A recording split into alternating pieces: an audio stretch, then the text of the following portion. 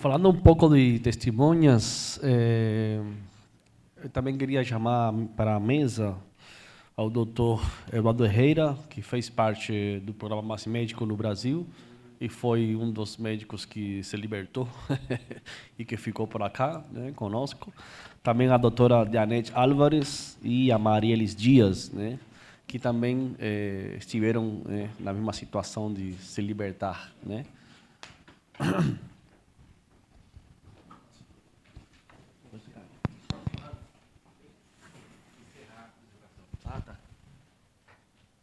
Buenas tardes. Bueno, buenas tardes ya porque estamos pasados las 12. Buenas tardes. Queridos estudiantes que están aquí, responsable profesor por la mesa que dirige aquí esta conferencia. Mi nombre es Eduardo Enrique Herrera Durán, soy médico de profesión, fui periodista en Cuba, defensor de los derechos humanos, hacía denuncias sobre detenciones arbitrarias, explotación sobre los médicos cubanos. Llegué aquí a Brasil como refugiado. Soy refugiado, reconocido por CONARE y reconocido también por Naciones Unidas. He sido reconocido por el relator especial que atiende defensores de derechos humanos. Y aquí en Brasil soy el coordinador de la ACL, Asociación de Cubanos Libres, en Brasilia y en Goiás. Entonces, queríamos hablar sobre la situación del programa Más Médico, donde he trabajado recientemente y es un medio que tiene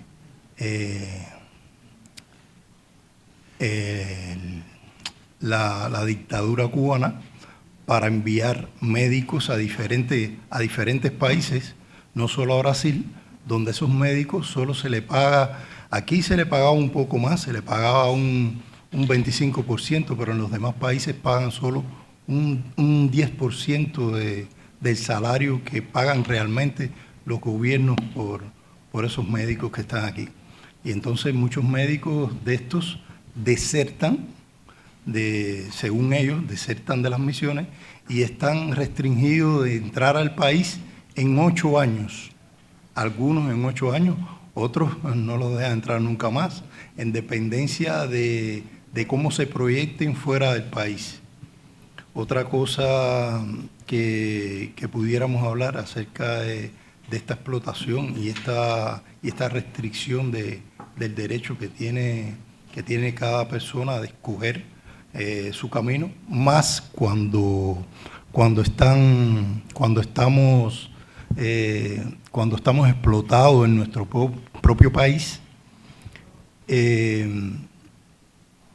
Ellos simplemente limitan los derechos que tenemos nosotros los médicos sobre nuestras decisiones.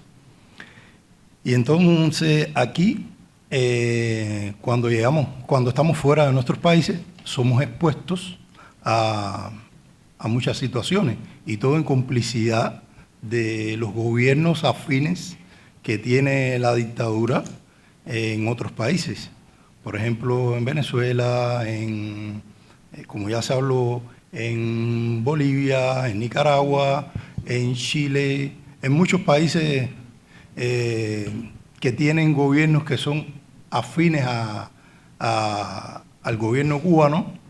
Ellos aprovechan también de esa situación y no le permiten a los médicos ejercer, porque la dictadura cubana, mediante su estructura diplomática, influye sobre los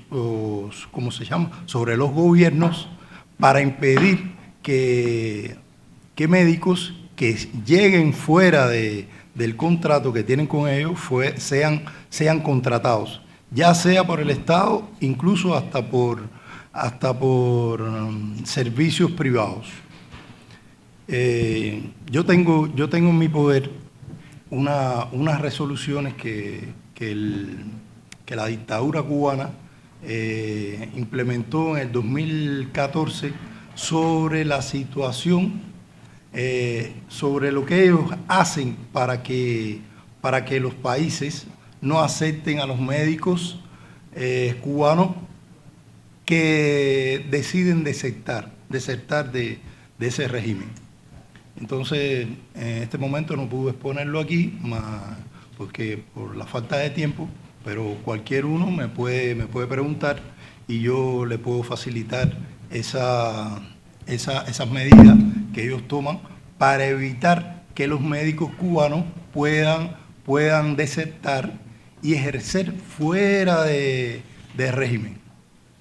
Y entonces, bueno, mi experiencia aquí es que el gobierno aquí, no sé si a sabiendas o no sabiendo o no conociendo la dificultad que tienen los médicos cubanos, también nos dificulta el poder ejercer aquí, a pesar de haber comprobado que somos médicos y muchas veces nos contratan.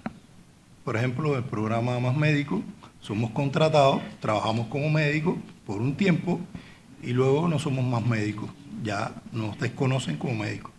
Entonces, yo personalmente y muchos de mis colegas creen que esto es una forma de explotación laboral. Al no reconocer, después que fue reconocido que hemos trabajado como médicos, no tenemos falla en nuestra profesión, nos desechan y dicen no, ya no son más médicos. Y nos quieren someter a igualarnos a otros médicos que muchas veces estudiaron fuera de Brasil pero nunca han ejercido, y otros que son muy experientes. La mayoría de los médicos que llegan aquí de Cuba, que desertan y están aquí, son médicos experientes, muchos de más de 10 años de ejercicio de la profesión, incluso hasta en varios países.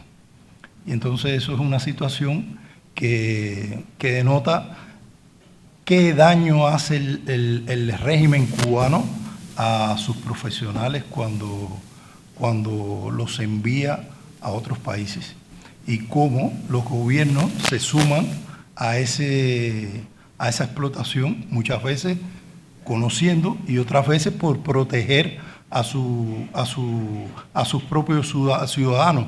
Por ejemplo, yo les voy a hablar de Trinidad y Tobago, donde el régimen cubano tenía más de 1000 médicos de varias especialidades trabajando, y entonces ellos no aceptan que un médico fuera de contrato pueda ser contratado, porque el régimen cubano retiraría a todos los médicos en caso de que fuesen contratados. Eso es una amenaza y una injerencia en otros países, teniendo la fuerza del Estado como ellos tienen. Y aquí en Brasil existe una situación también un poco parecida, que cuando comenzó el gobierno de Jair Bolsonaro, que él declaró que iba a recibir a los médicos cubanos y no le iba a pagar, y le iba a pagar el dinero directamente, iba a permitir que su familia viniera aquí, el gobierno de Cuba retiró a todos los médicos que tenían aquí, y muchos quedaron aquí y bueno, y fueron empleados por un tiempo. Eso fue, en ese momento, eso fue algo para mí muy gratificante, ya que yo venía denunciando la situación de los médicos cubanos en el mundo, y en ese momento se reconoció internacionalmente la situación verdadera de los médicos cubanos por esa situación que hubo aquí en Brasil. Entonces quería dar la palabra para otra de mis colegas que también son testimonios, han estado en programas médicos, ellas han sufrido esa situación en carne propia de ser enviadas a un país sin derecho, donde cobraban el 25% prácticamente de su salario, eran prácticamente obligadas a decir lo que el régimen quería hacer llegar como mensaje a la población de Brasil. Ellas pueden ser testigos de lo que yo estoy hablando aquí. Buenas tardes para todos. Mi nombre es Diane Álvarez Peñalver. Soy médica especialista hace 11 años, formada en Cuba. Llegué a este país en el 2017 en el programa Más Médico. En el momento que llegué aquí, nosotros firmábamos un contrato, cuyo contrato cuando comenzó era un equivalente a $1.200, cuando aquello, el cambio monetario en Brasil era menor, estaba un equivalente a $2.50. O sea, el médico cobraba un poco más. Y este contrato fue modificado después en el 2013, cuando comenzó a subir el dólar y pasó entonces a ser asignado en reales, un equivalente a 2.976,56 reales, que era lo que nosotros recibíamos, aparte de la ayuda de costo, que se recibía de determinadas prefecturas y tenían una libertad desde 500 hasta lo que el prefecto podría disponibilizar para ese médico. En 2018, después de que gana las elecciones Bolsonaro, el 14 de noviembre, todos fuimos retirados.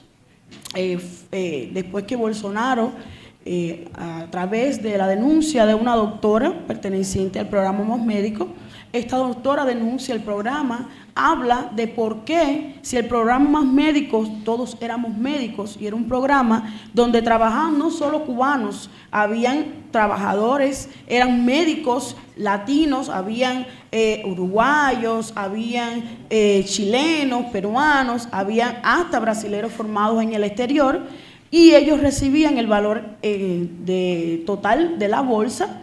¿Por qué nosotros estábamos trabajando igual y a veces un poco más? Porque en lo que ese médico podía abandonar el puesto un poquito antes, nosotros teníamos que cumplir el horario y, aparte de cumplir el horario, notificar que estábamos saliendo en ese horario del puesto. Y cobramos 2.000 y pocos reales, mucho menos que el resto de nuestros colegas.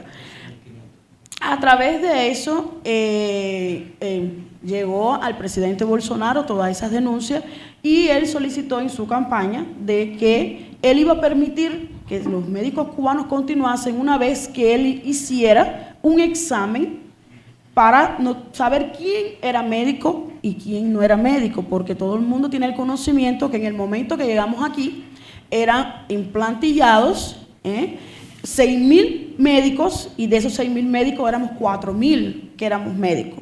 El resto de los 2.000 eran nuestros llamados coordinadores, que podían ser informáticos, podían ser profesores, podían ser cualquier de otra rama menos médico, eran implantillados como médicos, y entonces por eso hoy la población brasileña llegó a degradarnos de decir que no éramos médicos. Sí somos médicos, y no por lo que aconteció en ese momento o que Cuba hizo en ese momento debemos de pagar todos, porque quien decidió hoy quedarse en este país para continuar cumpliendo y llevando a los lugares más intrincados de Brasil nuestra medicina y nuestros conocimientos, no por eso dejamos de ser médicos. En el momento que fuimos retirados de aquí fue con mucha presión, nos detuvieron nuestros diplomas académicos, no nos los dieron, donde nos evitaban realizar el proceso de revalida, y muchos de los que decidimos quedarnos aquí por una oportunidad fuimos moradores de rúa, como la que les habla. Pasamos trabajos, yo dejé mi nené con 8 meses y lo lo retomé a ver con 6 años. Madres enfermas, familias, fuimos obligados a regresar con miedo a no obtener esta documentación. Otros ya tenían familias aquí, habían creado familias y decidieron quedarse y no sufrir en ese momento ese atropello y de tener después la imposibilidad de regresar. Yo burlé todo el proceso migratorio, llegué a este país después de un mes de haber retornado a Cuba con nuestro RY, que Cuba a través de la OPA solicitó cancelar nuestros RY para regresar, y una vez que regresáramos, el que estuviera aquí, a través de un listado que la OPA proporcionó al ministerio, no nos permitieron ingresar en aquella MP 890, creada por Confucio Mora, que fue aquella MP donde solamente trabajaron aquellos médicos que estaban en ese momento en el país. Todos, como en Brasil existe una justicia, entramos por medidas liminares y muchos conseguimos retomar a trabajar, solamente que con una imposibilidad de no prorrogación de nuestros contratos, donde hoy todos que ya terminamos trabajar regresamos de nuevo a la misma situación, y muchos hoy tenemos la dificultad o el riesgo de volver para las calles, de volver a pasar hambre. Muchos que aprovechamos y traímos nuestras familias con lo poco que comenzamos a ganar en ese corto tiempo de 2 años, traímos nuestras familias para tenerlas al lado nuestro, y en lo que nosotros comíamos y nos alimentamos, ellos alimentarse igual. Y hoy estamos en esa situación, y gracias a ACL, yo por pertenecer a esta asociación, esta organización que tenemos aquí, hoy estamos elevando la voz de estos tantos médicos que hoy no consiguen hablar, no consiguen transmitir o no consiguen ser escuchados porque están espalhados en todo Brasil, pero no por eso permitimos que nadie nos diga que no podemos. Que lo más importante es poder y lo más importante es seguir y que nadie nos frene. Y hoy luchamos por una revalida, que no solo la revalida es hacer un examen, no, porque la revalida significa que yo tengo que demostrar mi capacidad técnica en el país donde yo esté para ser médico. Pero una vez que yo llegué aquí, que fui responsable de más de 10.000 médicos, de 10.000 personas, que estuve en un quilombo, que creé el programa de autismo del grupo Florecer en Ceilândia, en Sol Naciente, una de las favelas más grandes que tiene Brasil, porque yo tengo que demostrarle y seguirle demostrando al gobierno que yo soy médico. ¿Qué es lo que me impide que él no sepa que yo soy médico?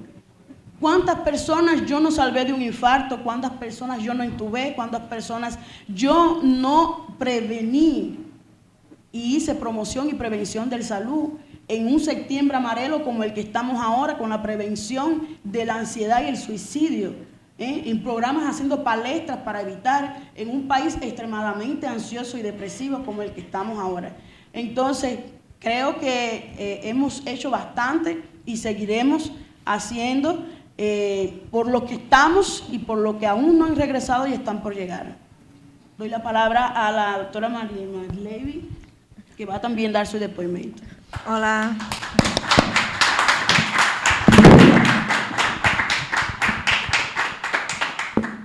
Hola, buenas tardes a todos. Mi nombre es Mariebi, también soy doctora cubana, graduada en Cuba en el 2014. Llegué acá a Brasil en el 2016 a través del programa Más Médicos, a través de un contrato de trabajo que sería por 3 años. Contrato en el cual habían algunas cláusulas un poco medio que absurdas, ¿no? Que nos prohibía tener contacto, ¿no? Con los brasileños embora, ¿no? El contrato de trabajo, o sea, era todo más profesional. No podíamos almorzar, no podíamos salir, llamados de invitaciones a las casas, eso era vedado por el contrato. En el contrato también nos era vedado, en caso de mujer que se embarazara durante la misión Más Médicos, era regresada para Cuba, ¿no? En el momento que ya se descubriera el embarazo, entonces el contrato iba a ser cancelado automáticamente. Cuando Bolsonaro gana las elecciones, que como había dicho la doctora Diané, se acabó el más médico para nosotros porque Cuba no quiso compactuar de nosotros recibir el salario integralmente. Era un salario de 12.000 reales, ¿no era, Diané? 12.000, del cual nosotros recibíamos menos de 3.000 reales. Exacto. Nuestra ingenuidad, tipo, aceptar en esas condiciones para venir a trabajar, mismo sabiendo que, o sea, nosotros no sabíamos en realidad que era 12.000 reales de salario. Para nosotros era 3.000 reales, que era lo que estaba en el contrato. Supimos el valor real cuando empezamos a tener contacto con otros brasileños. O sea, eso no estaba en el contrato. Va a ser quitado de ustedes el 70% de su salario. Nosotros no sabíamos, ¿cierto? Y cuando nosotros supimos la realidad, nos comenzamos a cuestionar, pero nosotros no cuestionábamos a quién debíamos. ¿Por qué? Por miedo, censura, opresión, represión, y por miedo mucho nos quedábamos callados, hasta porque, mismo siendo 3.000 reales, conseguíamos ayudar bastante a nuestra familia en aquel momento, cuando el dólar era más bajo. Y por eso muchos aceptábamos estar aquí en esas condiciones. Yo fui una de las que regresó para Cuba, estuve allá 3 meses y me regresé en el 2019. Mismo sabiendo que llegando aquí yo no iría a tener empleo, yo llegué, yo vine para acá y sabiendo que iba a estar desempleada, pero ya mis ojos estaban abiertos a una realidad totalmente diferente a la que yo viví 25 años en Cuba, que con 25 años yo no tenía aspiraciones de tener cosas, algo diferente. Y aquí ya yo la vi y conocí un mundo totalmente diferente, y después que uno abre los ojos es muy difícil regresarse a Cuba y quedarse allá y mantenerse callado con los ojos cerrados. Entonces yo me vine, regresé para Brasil y empecé a trabajar como balconista de farmacia. Y estuve trabajando 1 año y medio de balconista en farmacias, pasé por dos farmacias. Y fue lo que, mi renta, lo que me mantuvo, me sostuvo en Brasil durante ese tiempo hasta que salió la otra medida, eliminar, que fue para los cubanos que se habían quedado o los que habían regresado, entrar nuevamente al programa Más Médico y conseguí trabajar en el Más Médico más 2 años. Durante mi primer contrato en el Más Médicos, aquí en Brasil, yo hice la especialidad en medicina de la familia y de la comunidad con un diploma certificado por la Universidad de Mato Grosso del Sur. Yo, siendo especialista certificada por una universidad de Brasil, hoy no ejerzo como médica porque no soy reconocida como doctora, siendo especialista por una universidad de aquí. Entonces, muy contradictorio. Es muy ilógico, pero estamos en esa situación, en que hoy todavía yo dependo de una reválida para validar que yo soy doctora, siendo especialista por una universidad brasileña. Entonces, nuestra realidad ha sido difícil, porque la mayoría de nosotros hoy mismo en día no tenemos un trabajo fijo, no tenemos una renta fija, pero todavía estamos aquí levantando nuestra voz para conseguir más por nosotros que estamos aquí al frente, y por los otros médicos que todavía se mantienen en la oscuridad, callados, con miedo y pasando las mismas dificultades, pero no quieren levantar su voz por miedo de las familias que todavía tienen en Cuba, los familiares que han quedado. Cuando la misión acabó, yo fui una de las que recibió llamada de las coordinadoras de la misión, donde la coordinadora me dijo, no te puedes quedar, porque si te quedas no regresas a Cuba después, no vas a ver a tu familia después. Entonces fui prácticamente obligada, porque yo tenía a mi mamá, tenía familia y no quería perder esa oportunidad. Pero yo fui ya con la intención de regresar y regresé.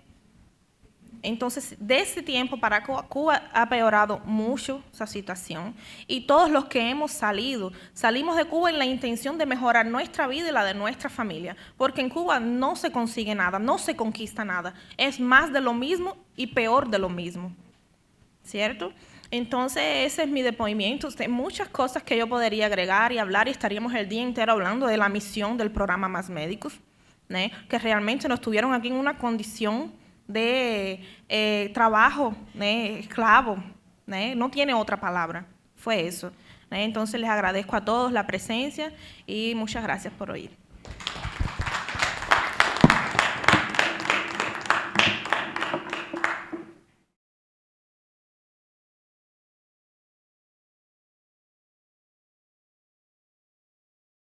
O nosso próximo depoimento é o Luiz Domingues. né, o Luiz Domingues saiu de Cuba quando ele tinha 8 anos, morou nas Islas Canárias, na Espanha, e foi morar nos Estados Unidos em 1978, experto em investigação na internet, criador do Fórum Secretos de Cuba e atualmente diretor do blog Cuba ao Descoberto. Muitos dos artigos do blog têm sido publicados nos jornais tipo New Herald, Miami Herald ou Martin Notícias e vários canais de TV nessa zona de Miami e a Flórida. O Luiz também tem participado na publicação e criação de vários livros. Exemplo deles é o livro Cubazuela e o livro La Doble Vida de Fidel Castro. It means A Dobre Vida do Fidel Castro, né? O nome do depoimento do Luiz é Repressores de Bata Blanca, que para quem não fala espanhol seria Repressores de Bata Branca, né? It means médicos que vieram ou foram para as diferentes missões, né, médicas, com o objetivo não de ajudar ou apoiar, sino com o objetivo de vigiar e reprimir médicos como os que já tivemos aqui prestando depoimento. Tá? Muito obrigado, Luiz.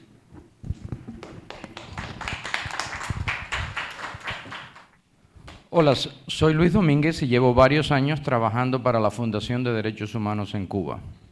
En la Fundación de Derechos Humanos en Cuba tenemos diferentes tipos de represores y serían bata blanca. Eso le va a interesar a los médicos que están aquí.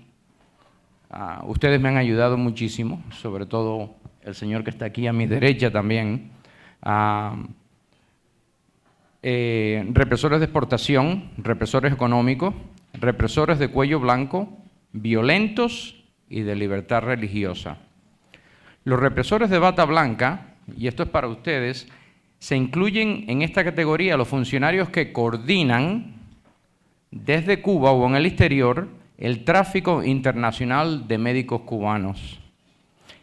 Es una categoría especial que incluye a los que organizan, controlan, vigilan y reprimen al personal de estas misiones médicas y brigadas médicas cubanas en el extranjero, para que cumplen con estas condiciones de vida, trabajo y lo que le pagan, que es una miseria, que es una operación de trata de personas para trabajo forzoso. Generalmente ocupan cargos de jefes y coordinadores, que fue lo que estaba hablando Mari, de la misión o brigada. A fecha de hoy tenemos un total de 87 represores de bata blanca en esta lista, los cuales se pueden encontrar en la página que estamos mostrando ahora. Yo después les voy a enseñar algunos para que ustedes puedan ver también. Para ayudarnos a crear esta base de datos, trabajamos continuamente con la Asociación de Cubanos Libres en Brasil, con el señor que tengo a mi derecha, y gracias a ellos tenemos muchos de los represores de bata blanca que están aquí en Brasil o han estado aquí en el pasado. Los ejecutores de represión y su historial de actos represivos merecen ser expuestos en el Internet, en las redes sociales, así como en las comunidades donde residen. No solo deben ser avergonzados públicamente, sino también recibir las sanciones existentes para los violadores de derechos humanos y normas nacionales e internacionales, al margen de la responsabilidad penal. Formular y firmar, hay que firmar estas denuncias, perdón, me salté una línea aquí, en lo que tenemos aquí, para poner el nombre. Se pueden delatar a esta gente, se pueden informar y me pueden pasar esa información, yo la recibo, coordino hablando con ustedes quiénes son estas personas que ustedes quieren denunciar y pueden salir públicamente en las redes sociales.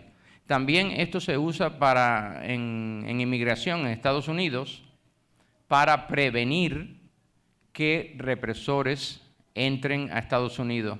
En nuestra lista tenemos un total de 1.015 represores globalmente, o sea, en Cuba y en el exterior. Como ya dije, de bata blanca son 87 y en los mismos Estados Unidos estos represores han entrado y tenemos un total de 113 represores en Estados Unidos a día de hoy. Y esto es lo que sabemos. Imagínate lo que no sabemos. Esta cantidad puede ser de miles y miles y miles, y esto no lo hago yo solo, lo hago con una persona que se llama Rolando Cartaya, y con la ayuda de muchas de las personas que fueron víctimas, y ellos también, después que me ayudan una primera vez, me siguen ayudando con más y más. Esto no se hace solo, esto no lo hago yo. Yo tuve un evento en Miami la semana pasada y tuve a 5 víctimas ahí.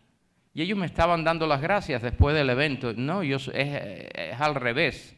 Soy yo el que le tiene que dar las gracias a las personas que dan cara y me ayudan a identificar a estas personas que les han violado los derechos a ustedes.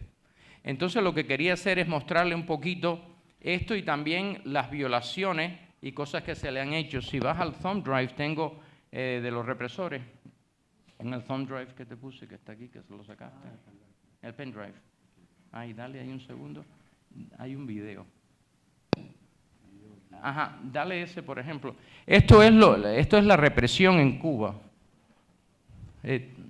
Ajá. Para que vean lo que les hacen, esto fue durante el 11J en Santiago de Cuba. Ahí vamos a ver policías reprimiendo a personas que solo pedían una Cuba mejor. Ese fue el único crimen de esas personas. Estos son los represores que nosotros seguimos de una manera o de otra. Eso es un pequeño mostrario de lo que me mandan a mí. También tengo otro de otro represor en Santiago de Cuba, sacándole una pistola a una persona que estaba pidiendo libertad y abajo Díaz-Canel. Fue el único crimen de esa persona. Si tú quieres, no, nada más que ciérralo si tú quieres. Y en lo que yo escribí, aquí dale represores de bata blanca, va a haber un link abajo, el link inferior, el de abajo, ese, cópialo y pégalo, si tú puedes. Es nada más que...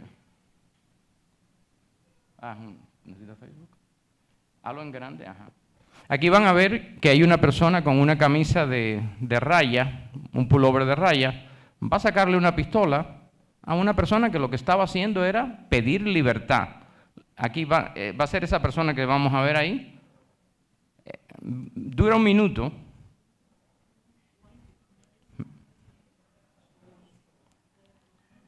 A ese represor lo tenemos identificado, con carnet de identidad, fecha de nacimiento. Ese represor está intentando entrar a los Estados Unidos. Probablemente esté en México hoy en día. En Cuba intentaba hacer eso, miren, con la pistola en la mano. Entonces ese es el trabajo que hacemos, pero es de nuevo gracias a ustedes, porque hay gente en Santiago de Cuba que confía en mí y me dan esos videos. Esa era esa parte, nada más que ahora quería volver a la página represores, si no te importa, para enseñarles a ellos cómo... ¿Me dejas un segundo? Porque ya esto ya es lo mío. Esto es lo mío. Para cuantificar los represores de bata blanca, aquí podemos ver, esta por ejemplo, me la mandó este señor no hace mucho. Mira, ya tú sabes lo que yo hago, ¿ves?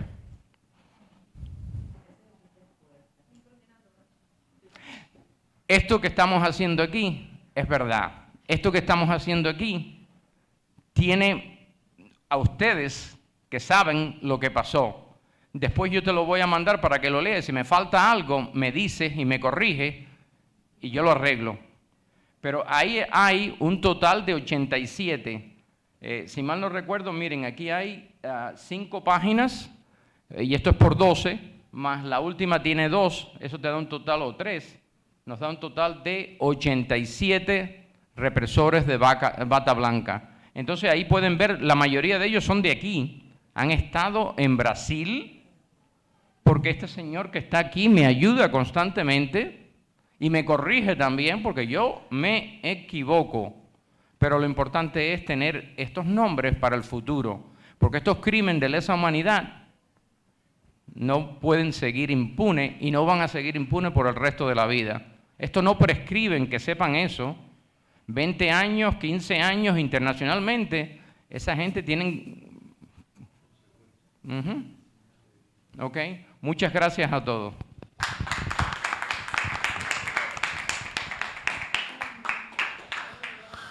Bueno, muchas gracias. ¿Alguien tiene alguna pregunta para hacer a Luis o a Eduardo o Danette, Marielis? ¿Quer fazer uma pergunta, Milena? Luiz, eu gostaria só de complementar uma coisa, se você me permite. Todo esse trabalho ele só é colocado no site depois de ter comprovação. Eles fazem uma investigação muito minuciosa e muito criteriosa para que esses nomes sejam colocados nesse site. Então, todas essas pessoas que estão aí, elas já foram verificadas, não só com testemunhos, mas muitos também entregam documentos e tudo mais. Isso é muito importante de dizer.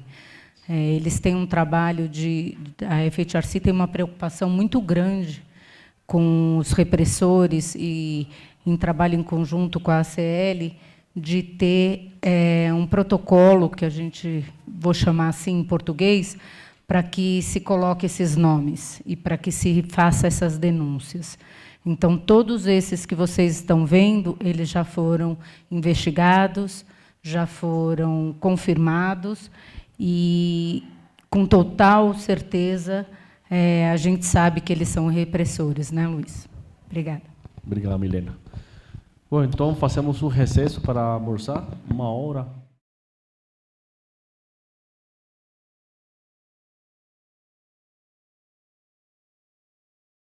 Bom, retomando as nossas atividades no Seminário Autoritarismo, Trabalho Forçoso e Direitos Humanos na América Latina, temos a honra de convidar para a mesa a jornalista Duda Teixeira. Duda, boa tarde, seja muito bem-vinda.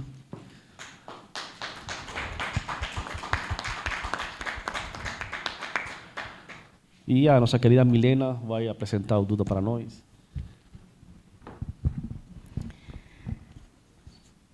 Duda Teixeira, Eduardo Teixeira, conhecido mais como Duda Teixeira, é jornalista, trabalhou 12 anos na revista Veja, onde teve a oportunidade de realizar e de conhecer e de trabalhar na área internacional em países como Iraque, Líbano, França. Aqui está em espanhol, talvez seja melhor você dizer, porque eu até sei da história do Duda, mas ler vai ser difícil. O que eu posso dizer, o Hans lê um pouco, mas o que eu posso dizer é que, assim, primeiro eu queria agradecer que ele aceitou o convite. Eu fiz o convite para que ele viesse a esse seminário, porque o Duda tem um papel importantíssimo com a relação das denúncias de violações de direitos humanos em Cuba e, principalmente, com relação aos mais médicos.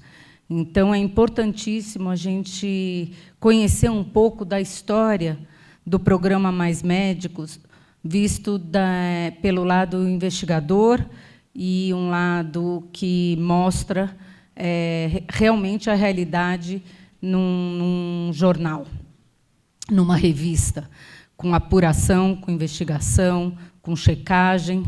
E isso, para a gente, é muito importante, porque nada melhor do que a credibilidade nesse sentido. Aí, agora, apresenta, Hans, porque aí você me colocar para ler em espanhol é duro, né? Milena, desculpa. Bom, vou complementar aí a apresentação carinhosa da Milena.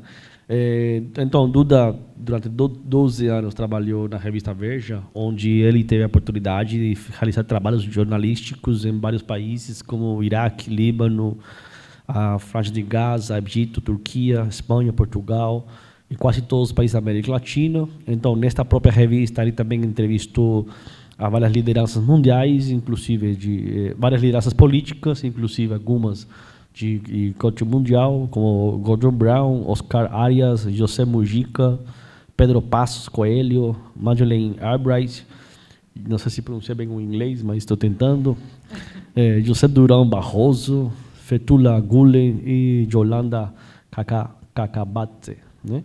Então, Duda foi um dos primeiros jornalistas, né, aqui no Brasil a denunciar as violações de direitos humanos, né, do programa Mais Médico, e também é autor, né, de vários livros, inclusive eu tive a honra de receber alguns deles, né, no nosso evento em Miami.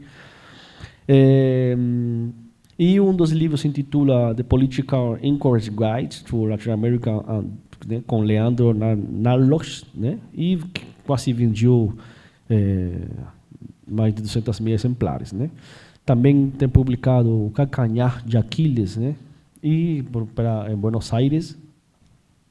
E outro livro seria Buenos Aires, uma guia secreta, né, e Sem Dúvidas também, universais, né. Então, Duda Teixeira, um prazer você estar conosco. Você tem a palavra. Obrigado.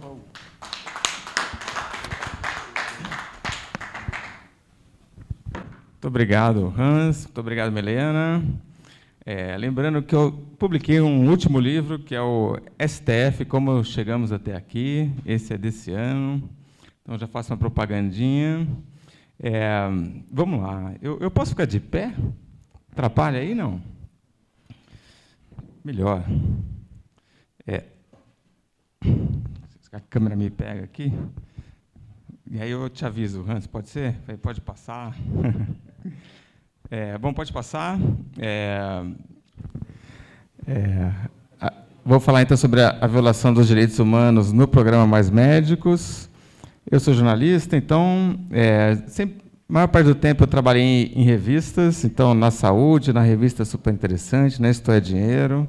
Na Veja foi bastante tempo, na Veja que eu comecei a trabalhar com o Internacional, e na Cruzeiro Antagonista, a maior parte do tempo fazendo Internacional. Na Veja, publiquei várias matérias já sobre Cuba. Essa foi uma capa sobre o Che Guevara, que eu fiz com um colega meu, que era o Diogo Schelp. Aqui tem uma história, essa revista foi queimada na frente do prédio, né? Eu fui também, essa foi uma ótima matéria, que era só sobre os dissidentes cubanos, então eu me meti lá em Havana, falei com todo mundo, trouxe muito da história de como eles burlavam o controle do governo, né, usando o pendrive nessa época, né? E aí, vamos falar do Mais Médicos. Então, Mais Médicos, esse programa, nessa primeira fase, que foi a fase com Cuba, foi de 2013 a 2018, 16 mil participantes, sendo que metade deles era de cubanos. Como é que funcionava? Para os cubanos, o salário, eles pegavam, a ditadura cubana pegava 70%, 5% ia para a OPAS, Organização Pan-Americana de Saúde, em inglês é a PAHO, que tem um pé na OEA, outro pé na ONU, 25% ia para o médico, e aí a Maria Alves me explicou agora, o médico pegava 25%, que eram aqueles R$ 2.900, e ainda tinha que pagar o dinheiro da pelota, né? Então, ainda tinha que pagar uma parte para a União da Juventude Comunista e para o Partido Comunista Cubano. Olha só, todo mundo fazendo assim, claro, né? Eu que não sabia, né? Mas, enfim. Mas ainda pegavam mais dinheiro ainda, né? E para os brasileiros e pessoas de outras nacionalidades, eles pegavam o salário integral. Bom, eu fui atrás das matérias que saíram logo que começou o programa no Brasil. E assim que chegam os médicos, né, os médicos chegam, então, com o jaleco branco, em aviões fretados, geralmente à noite. E aí você tem uma frase que me chamou a atenção, que era de um desses médicos, o Nelson Rodrigues, de 45 anos, e ele fala isso: nós somos médicos por vocação, não por dinheiro. Não estamos interessados em salário, fazemos nosso trabalho por amor. E a mesma frase do Nelson Rodrigues, dá para ler, isso está todo mundo pode acessar, está no Globo, está no Tempo, está no G1, em vários veículos brasileiros, né? O que aconteceu? Aí tem um trecho de uma matéria da Folha de São Paulo, desse mesmo período. Os médicos cubanos desembarcaram vestindo jaleco, com bandeiras do Brasil e de Cuba. Eles foram escoltados por homens do Exército e da Marinha durante os procedimentos de imigração e alfândega, de onde seguiram em vans para alojamentos das Forças Armadas. 4 deles foram levados para uma sala e conversaram com jornalistas. Então, já de cara, a gente já vê o governo cubano, a ditadura, tentando controlar a narrativa, né? Impedindo o acesso dos jornalistas aos médicos cubanos e fazendo uma encenação, né? O cara já chega, já ganha bandeirinha, já ganha, né? Mas falar não pode. Bom, esse controle da narrativa não dura muito, porque já em fevereiro de 2014, uma das médicas, a Ramona Matos, ela deixa o programa e ela sai reclamando ali de direito dos trabalhadores. Ela fala, eu pegava uma parte do meu salário, né? As condições eram insalubres e tal. E a gente já tem também, rapidinho, 90 médicos que perdem a autorização para trabalhar. Provavelmente eram médicos que já estavam fugindo, né, do governo cubano, já não queriam trabalhar e queriam fazer outra coisa em liberdade. E aí, em 2018, a gente tem um outro período que saem documentos vazados que mostram que Cuba é que propôs o programa para o governo brasileiro. Por que eu pus isso aqui? Porque, no começo, parecia assim, que o Brasil tinha percebido que tinha uma dificuldade, não temos médicos que podem ir para os lugares mais distantes, a gente tem carência de médico, e olha que legal, Cuba agora está ajudando a gente. Mas, na verdade, Cuba foi que falou, olha, eu tenho isso aqui, você quer, né? Então, bom, Cuba tem uma indústria de missões médicas, né? E o Brasil só entrou ali como uma peça dessa engrenagem mundial. Em 2018, o Bolsonaro prometeu pagar o salário integral dos cubanos, o Eduardo tocou nesse ponto, e aí Cuba abandonou mais médicos, né? E quando Cuba abandona os mais médicos, depois a imprensa brasileira, chapa branca, Cuba também, sai dizendo ali que meio que Bolsonaro tinha expulso Cuba. Mentira, né? O que o Bolsonaro só falou vou pagar salário integral. E aí, obviamente, para Cuba, para a ditadura, não interessa, né? Se você paga o salário integral, Cuba não vai pegar a sua parte. Então, Cuba sai. Bom, nesse período eu estava já na revista Cruzoé. A revista Cruzoé publica notas todo dia, também tem uma edição semanal, e estava muito fácil, nesse momento, de sair entrevistando médicos que tinham desertado do programa, né? Já tinham saído várias matérias antes, inclusive de outros veículos de imprensa, mas esse era um momento que estava muito bacana fazer esse trabalho jornalístico. Uma das pessoas que eu entrevistei é o Alioski Ramírez, imagino que muitos de vocês conheçam ele, vice-presidente da Associação de Cubanos Livres do Brasil. E isso é um trecho de uma entrevista que eu fiz com ele, quem que era o representante da OPAS, né? E ele fala, em cada estado tinha um representante da OPAS, na verdade, essa pessoa era do governo cubano, controlava todo mundo, e o salário deles era integral. Acabei de conversar aqui também com o pessoal, e era isso mesmo. E aí, como é que essa pessoa ameaçava, né, os médicos cubanos? Qualquer cubano sabe que os que vivem fora... Desculpa, está errado. Os que vivem na ilha são os que mais sofrem, tá? É isso, né? Se o cubano médico aqui no Brasil ameaça deixar o programa, quem sofre é o familiar que está lá na ilha, que perde emprego, perde o cartão de abastecimento, qualquer outra coisa. E essa pessoa da OPAS também disse para ele que ia tirar o diploma de médico. Então, ele não ia poder mais trabalhar como médico. Se voltasse para Cuba, só poderia trabalhar como cortador de cana ou em serviços de limpeza. Então, estava fácil para trazer essa realidade do programa. Essa é uma matéria que eu também publiquei mais ou menos na mesma época, um pouquinho depois, que é sobre a ingerência externa, né? Regra da diplomacia é que você não pode se meter em assuntos internos de outros países. Cuba fez isso no Brasil com mais médicos. Esse é um depoimento da Tatiana Carbajo Gomes, uma das médicas que veio aqui para o Brasil. O coordenador da OPAS e os agentes do G2 nos disseram para falar bem do PT para os pacientes. Nós também tínhamos de dizer que, se Dilma Rousseff fosse derrotada nas eleições e tivesse de deixar a presidência, nós teríamos de sair com ela. Outra frase da Ramona Matos: eu tinha de falar bem da Dilma. Nós éramos orientados a promover o PT, mas era preciso ser discreto.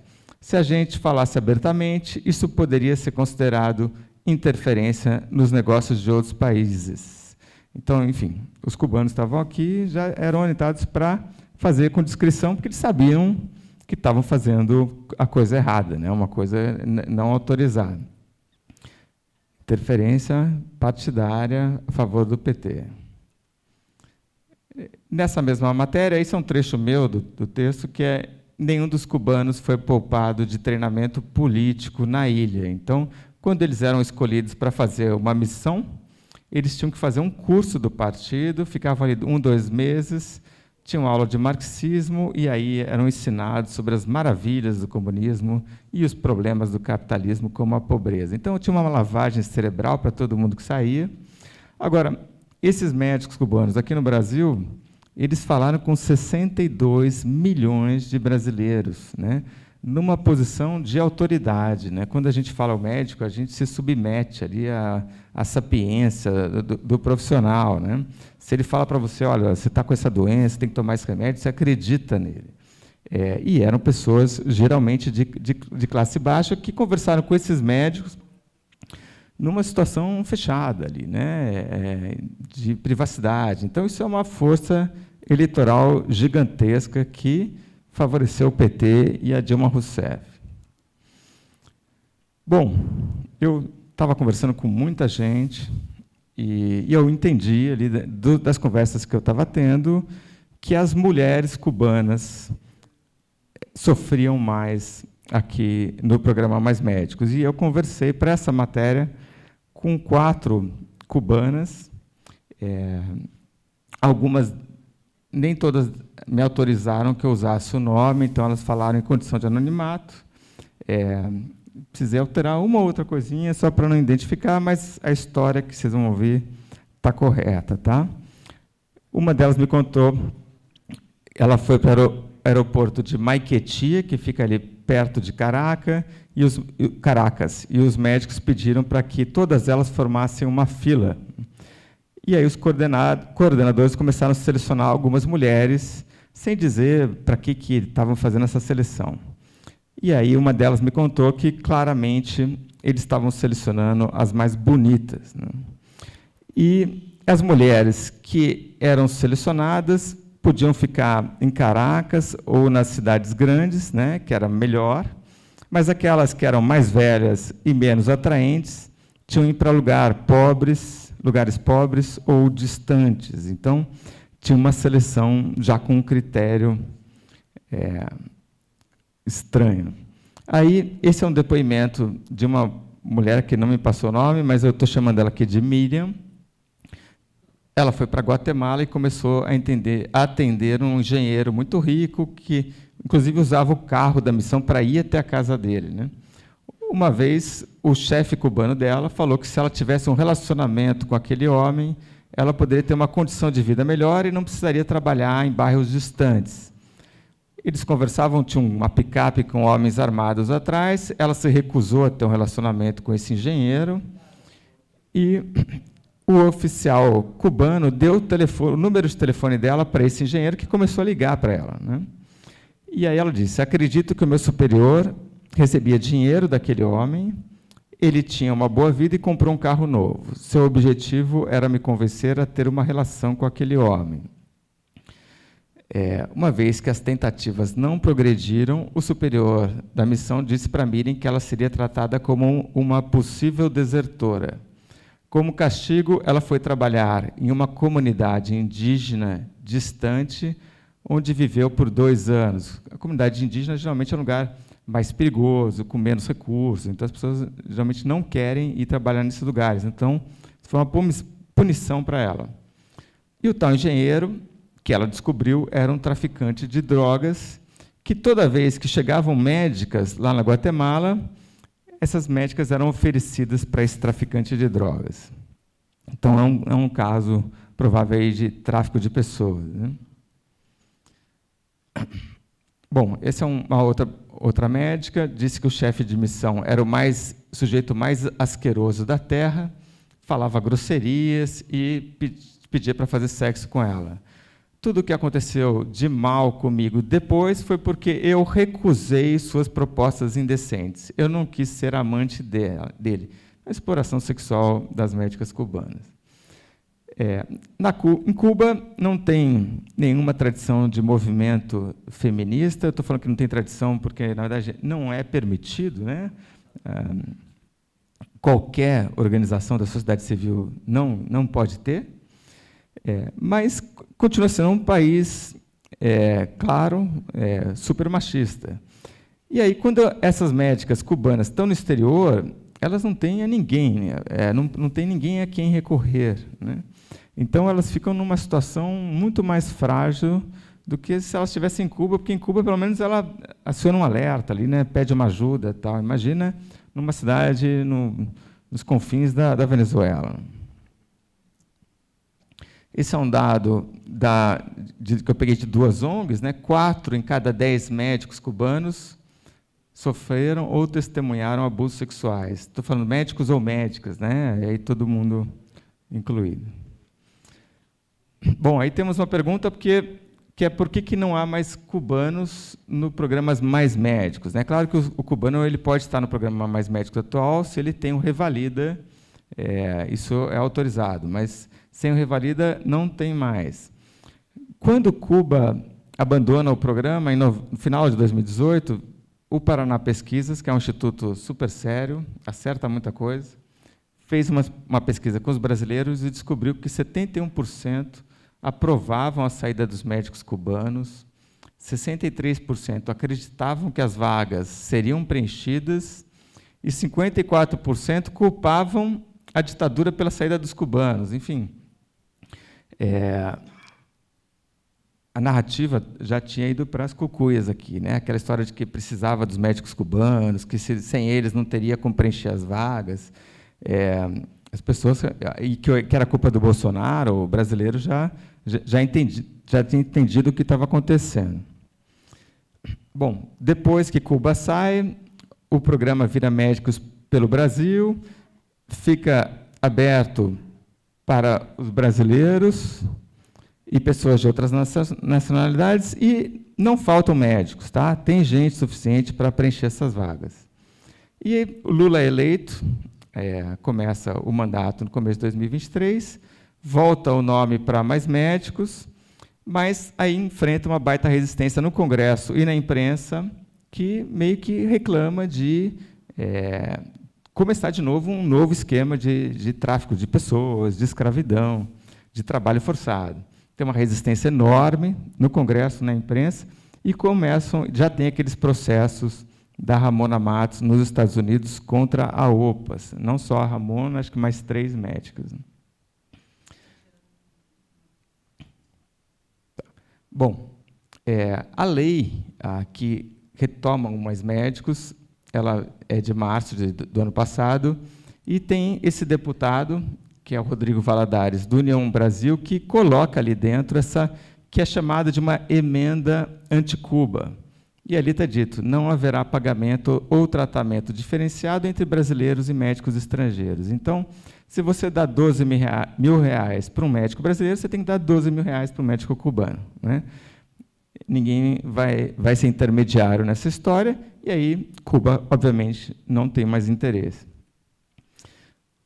Outra pergunta que eu faço para vocês aqui é, a OPAS claramente teve essa participação de intermediária, ela pegou 50% do valor que foi pago pelo governo brasileiro, usou esse valor no orçamento, isso está nos relatórios da OPAS, né? Então, a OPAS se beneficiou com esse dinheiro, baseado, então, na escravidão das pessoas, e aí nada vai acontecer, né? O governo americano não vai fazer nada. Era o caso, realmente, de ter essa pressão para que alguma coisa acontecesse.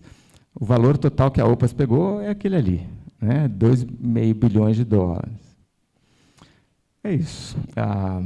Eu, então, convido vocês para visitar minha página, tem meu e-mail, o meu X, que está ativo, meu Instagram, tem vários livros que eu publiquei.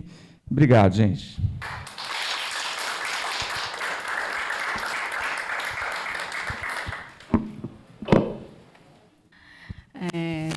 Duda, eu queria que você contasse um pouquinho como é que é, como jornalista, tentar investigar qualquer coisa em relação a Cuba, e como é que foi a sua experiência dentro de Cuba, com a saúde, como é que foi quando você foi para Cuba realmente investigar, como é que é isso como um jornalista no país? Milena, eu me formei numa universidade pública brasileira, então eu me formei com a cabeça de esquerda, né? Comecei a trabalhar na Veja, cobrindo internacional, e vieram para mim as matérias de Cuba, e eu comecei a fazer apuração, né? E aí comecei a seguir o que o jornalismo, o manual do jornalismo manda. Vou mandar um e-mail, né? Começava a mandar e-mail para vários lugares em Cuba, comecei a ligar, era hospital, centro, comecei a ligar, e eu vi que ninguém falava comigo. As pessoas... E aí, depois que eu entendi, né, quer dizer, ninguém tem autoridade para dar entrevista para jornalista do exterior, né? As pessoas não têm essa liberdade, né?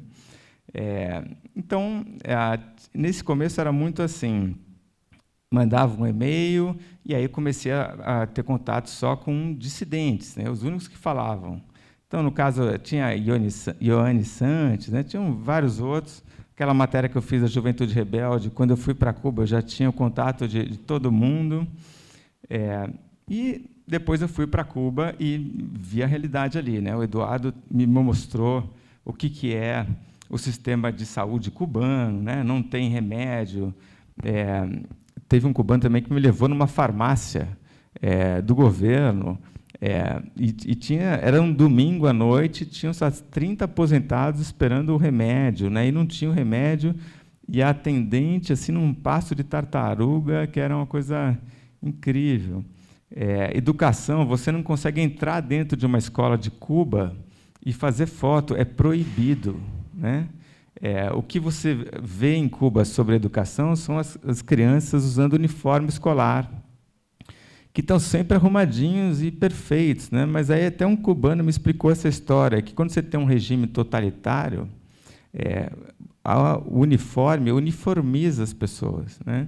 Então faz sentido você dar essa importância ao uniforme na escola. Jamais você vai deixar a pessoa colocar qualquer roupa com qualquer slogan, né?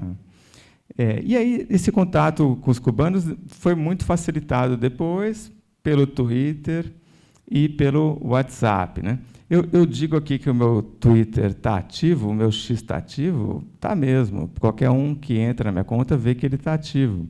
Mas ele está ativo porque o Twitter virou a melhor maneira que eu tenho para me comunicar com pessoas em Cuba, na Venezuela, na Ucrânia, né? E não só porque eu vou atrás dessas pessoas, né? Eu mando mensagem pelo Twitter, o WhatsApp também, mas essas pessoas também me procuram, né? Eu virei um canal de comunicação de muita gente. E, muitas vezes, por exemplo, a pessoa me manda uma mensagem no WhatsApp com o endereço de uma coisa que ela publicou no X, né? Então, assim, esses meios de comunicação, de tecnologia, plataformas de tecnologia, são extremamente importantes para que essas pessoas, em países ditatoriais possam contar para o resto do mundo o que está acontecendo com elas. Então, adoraria voltar para Cuba, aprendi muito de lá, mas hoje a gente também tem essa facilidade de acesso a essas pessoas, que é uma coisa fantástica, né? Não podemos perder isso de maneira alguma. Eu acho um absurdo a gente abrir mão ou deixar que alguém leve embora essa nossa plataforma.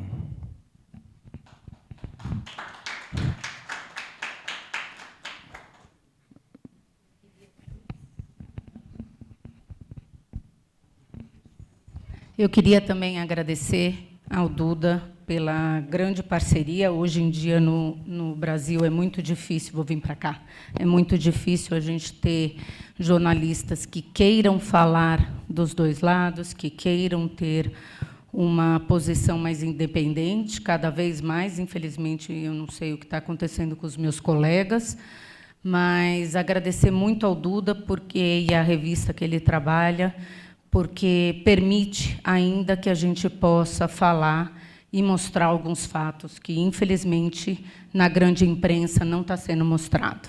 Muito obrigada, Duda. Que agradeço.